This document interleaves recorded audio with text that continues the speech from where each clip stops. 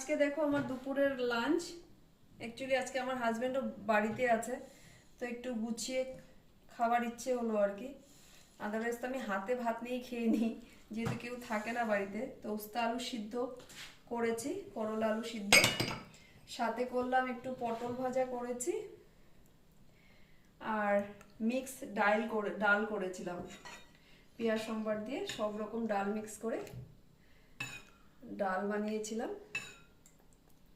ও হ্যাঁ, সর্ষের তেল দিতে ভুলে গেছি, সর্ষের তেল একটু দিয়ে দিই। আর করেছি চিকেন, যে দেখো আলু দিয়ে পুরো পাতলা ঝোল চিকেন বানিয়েছিলাম।